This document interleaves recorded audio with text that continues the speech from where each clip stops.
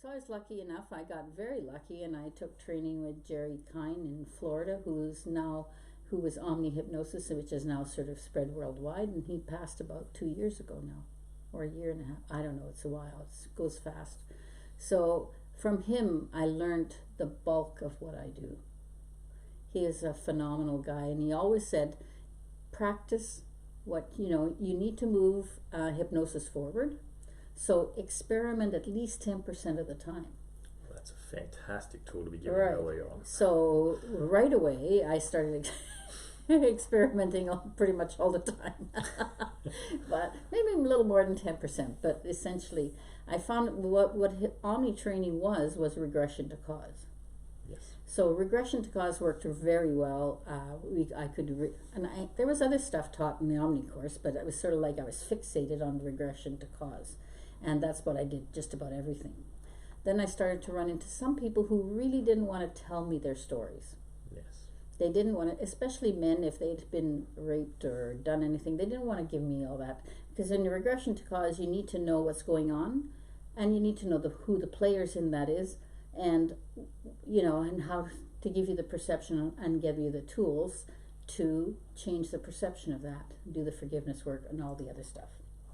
So that's what I did, and then I thought, well, how am I going to do that without this? So I started to figure out how to do these things without them having to tell me anything in words. They didn't have to share a thing. And this started about 2005, so I'd been in the business for about 5 years. But it had been slowly evolving, and there I started, and of course I called it working in the Esdale state and beyond, because I had decided that because I was so supposedly analytical, which we know from where you are and where I am, that is just that you have no trust, and you want to know everything so you can feel safe. The learning part's always looking out, protecting and listening. Yes. So, but from there, I started to work little things all the time, more and more, and it slowly evolved into what SP is today, and now it's called Simpson Protocol, because working in Esdale and beyond, I thought the deeper I was, the more bypass I had, and which turned out to be quite true. But at that time, nobody could speak interactively with someone in Esdale, because in Esdale, it's not that you can't move, it's that you feel so great, you don't want to move, you don't want to talk, you just want people to go away. Just leave me alone here.